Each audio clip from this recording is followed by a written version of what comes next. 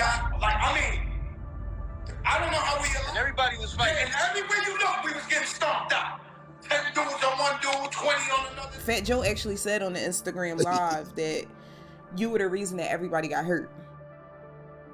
Yeah, I know. But this is the tough guy. During a Puerto Rican Day Parade gig in Bridgeport, Connecticut, Fat Joe and his Terror Squad crew nearly lost their lives. So I bought them all shots.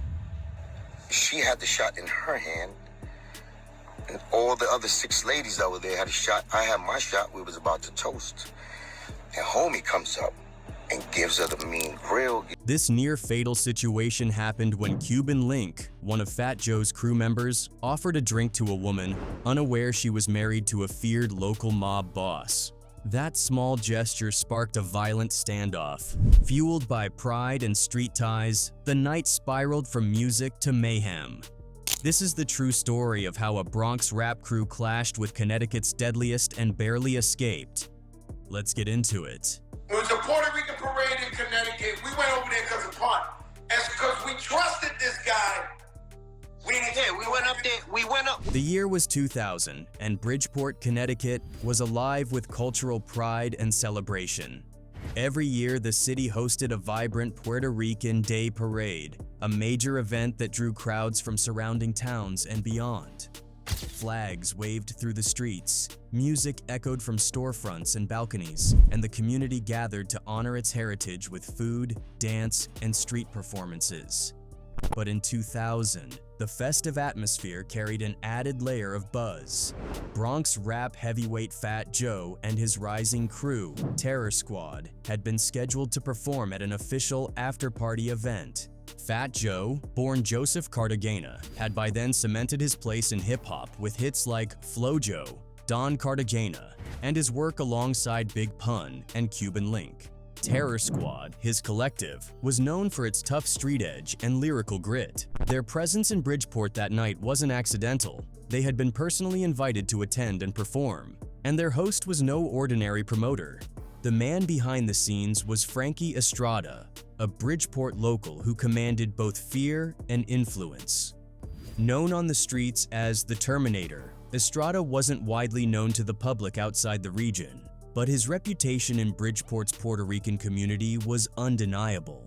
Estrada had built a name for himself as a figure of high local status, someone with serious connections, strong ties, and a reputation that extended into the underworld. In Bridgeport, his name carried weight. Reports indicate that Estrada was responsible for bringing Fat Joe and his team to town, whether out of admiration for the Bronx rapper, mutual connections in New York, or a desire to boost his own influence by associating with hip-hop stars. For the Terror Squad, the gig may have seemed like another routine stop on a growing list of performance dates, but being hosted by a man like Estrada turned it into something more serious. In environments like this, street reputation mattered just as much as musical clout. The evening began as expected. The club was packed, the drinks were flowing, and the energy was high. Fat Joe and the rest of Terror Squad, including Cuban Link, mingled with guests, preparing for the show and enjoying the celebration. But the atmosphere soon shifted. He slapped her hand, and the fucking drink got on my face and on my shirt, and I asked him to buy me another drink. Accounts from people close to the crew describe how a small, seemingly harmless moment escalated into a full-blown standoff. Cuban Link, a charismatic member of the Terror Squad known for his flashy presence and fearless demeanor, reportedly offered a drink to a woman at the event. What he didn't know, or perhaps underestimated, was that the woman in question was married to Frankie Estrada himself. In most party settings, such a gesture would have been shrugged off, or maybe even welcomed. But in Bridgeport that night, this was no ordinary party. The gesture was viewed by Estrada and his people not as a social interaction, but as a personal insult, one that could not go unpunished. The reaction was swift and tense. Members of Estrada's crew confronted Cuban Link almost immediately. Words were exchanged, voices raised. What began as a misunderstanding over a drink quickly spiraled into a potentially deadly standoff. Estrada's men were reportedly armed. Guns were allegedly drawn, and the situation turned volatile. The club's celebratory mood dissolved into a haze of aggression and threat. Terror Squad, while known for their Bronx credibility, were now on foreign ground. They were deep in Bridgeport, surrounded by Estrada's people, outnumbered and caught off guard. The balance of power in that moment wasn't determined by music, fame, or record sales. It was street politics, and they were in Estrada's domain.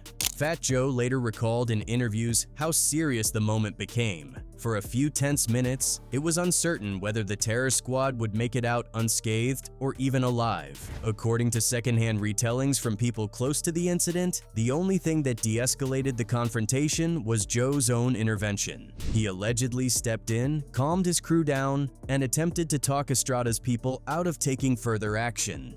Terror Squad quickly made their exit. What was supposed to be a night of celebration and music ended in retreat and survival. The performance was cut short, or perhaps never even took place. The details remain vague, but what's clear is that the crew left Bridgeport shaken and with a newfound understanding of how quickly things can change when pride, territory, and perceived disrespect collide.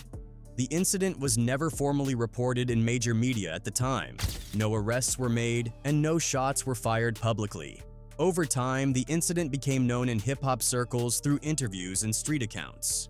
It served as a reminder that even the most famous crews could find themselves vulnerable in unfamiliar territory, especially when local figures like Frankie Estrada held the power to make or break the night.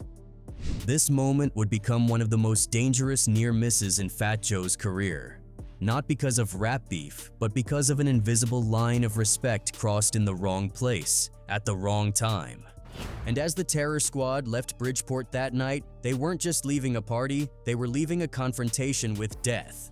Frankie Estrada, better known on the streets as the Terminator, was not just a street hustler or local troublemaker. He was a convicted drug kingpin and the reputed leader of a highly organized and violent criminal enterprise based in Bridgeport, Connecticut. His name alone sparked fear, not only in the city's Puerto Rican community, but throughout the surrounding region. To the public, he may have been just another name in the headlines, but to law enforcement and those living under his shadow, Frank Estrada represented a clear and present danger. By the late 1990s into the early 2000s, Estrada had built an empire from the ground up. According to court records from United States v. Frank Estrada, 320 F.3d 173, his organization was responsible for large-scale distribution that stretched beyond Bridgeport. But drugs were just one part of his operation. The charges outlined in the case revealed a pattern of murder, intimidation, extortion, and orchestrated assaults that placed Estrada at the top of one of the most feared criminal organizations in the state. Law enforcement began building a case against Estrada after a series of violent incidents linked directly to his crew. These were not random acts of street violence. According to federal prosecutors, the acts were carried out with a level of planning and coordination that resembled that of a mini cartel. The Hartford Courant, one of Connecticut's most respected publications, described Estrada's grip on the trade and local criminal underworld as ruthless. He ruled with intimidation and extreme violence, eliminating rivals and punishing those who disobeyed with brutal efficiency. Estrada's name appeared on federal watch lists. He was investigated under multiple joint task forces that included the FBI, DEA, and local law enforcement. Surveillance, informants, and intercepted communications all played a role in unraveling the web he had spun across Bridgeport. He was eventually indicted and convicted on multiple federal charges, including murder in furtherance of a continuing criminal enterprise and conspiracy to distribute. The level of threat Estrada posed was so severe that during his trial, prosecutors and witnesses were given federal protection. The court proceedings were heavily secured, with fears of retaliation looming throughout the duration of the case. It was widely reported that Estrada's organization had a long reach and a reputation for silencing those who crossed him. One of the murders tied to his case involved a man who had allegedly disrespected his crew during a dispute. In response, Estrada orchestrated a retaliatory shooting that ended in death. Another victim was believed to have been targeted simply for being suspected of talking to the police. These were not isolated incidents, but part of a larger pattern of violence and control that helped sustain his drug empire and enforce loyalty within his ranks. Despite multiple arrests over the years, Estrada continued to operate until the federal government moved decisively against him. The conviction in United States versus Frank Estrada effectively dismantled his network and put an end to what many in Bridgeport had feared for years. His sentencing removed him from the streets, but his name still carries weight in Connecticut's criminal history. For Fat Joe and the Terror Squad, being hosted by a man like Frankie Estrada was far more serious than they may have realized at the time. To perform at a show organized or sponsored by someone of his background was not just a matter of entertainment. It meant stepping into a territory overseen by someone who had built a reputation on blood, fear, and domination. Understanding who Estrada was puts the events of the Puerto Rican Day Parade into sharper focus. That night wasn't just a music gig. It was a performance on the turf of a man who had ordered hits, distributed drugs across state lines, and operated under a code of loyalty and vengeance. One misstep, one perceived slight, could have ended in catastrophe. This is the man they called the Terminator. Not for theatrics or showmanship, but because when he made decisions, there was no turning back. The scene was set in Bridgeport, Connecticut, during the festive energy of the Puerto Rican Day Parade. The city had come alive with music, dancing, and cultural pride. For fans of hip-hop, the highlight of the evening was an exclusive after-party event featuring none other than Fat Joe and his Terror Squad crew. The atmosphere inside the nightclub was celebratory, and by all accounts, the night began as a success.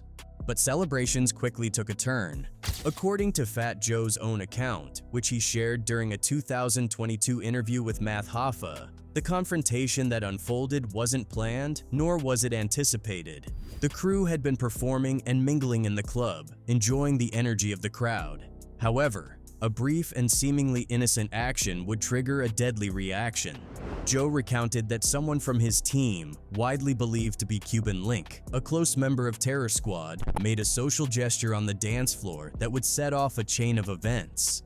As Fat Joe explained, his crew member had offered a lady a drink. What they didn't realize at the time was that the woman in question was Frankie Estrada's wife. That single moment, innocent as it may have appeared, was taken as a serious affront. In Bridgeport's criminal landscape, and especially in the circles surrounding a man like Frankie the Terminator Estrada, such acts were not treated lightly. It was a Puerto Rican parade in Connecticut. We went over there because of PUERTO. It's because we trusted this guy.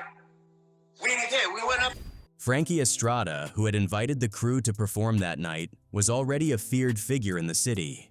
Surrounded by dozens of loyal associates inside the venue, he viewed the interaction with his wife as a blatant act of disrespect. The tension in the room shifted immediately. What had been a night of fun for the Bronx-based rappers now turned into a high-stakes confrontation that could have ended in bloodshed. Fat Joe recalled the moment vividly. In his own words, he said, "I don't even know how we made it out alive." Listen to me. Yo, every one of them had this gun. So he got the gun, right? And the man is pointing at my chest. According to his retelling, within seconds of the incident, Estrada and his men encircled the Terror Squad. It wasn't just posturing. Fat Joe claimed that Estrada pulled out a firearm and aimed it directly at him, signaling that the situation had escalated beyond verbal threats. Panic set in among the crowd. The music likely stopped. People began to scatter or freeze in place, unsure of what was going to happen next. It was no longer just a misunderstanding on the dance floor. It had become a life-or-death standoff. But just when the situation seemed on the brink of exploding into violence, something unexpected happened. According to Fat Joe, it was Estrada's wife herself who stepped in. She intervened between her husband and the rapper, urging Frankie to lower the weapon and reconsider his next move. Her actions, grounded in a moment of clarity and reason, may have saved not just one life, but several. The immediate threat began to subside. Estrada and his men backed off, and the Terror Squad was allowed to leave the venue unharmed. In hindsight, Fat Joe recognized how close they had come to disaster. One wrong move, one more second of hesitation, and the story could have ended with tragedy instead of survival. This single event would become part of hip-hop folklore, a terrifying reminder of how quickly ego, territory, and misunderstood intentions can turn a celebration into a near-death experience. Listen to me. We got our whooped. Like, I don't know how we alive. Years after the incident, Fat Joe still carries the memory with gravity. In that same interview, he stated, "It was a real-life gangster moment. That was no rap beef. That wasn't music."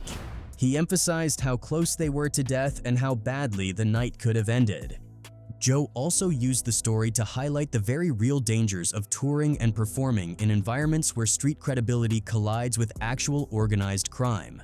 The Terror Squad had a reputation, but Frankie Estrada had an empire, with real power and muscle on the streets of Bridgeport.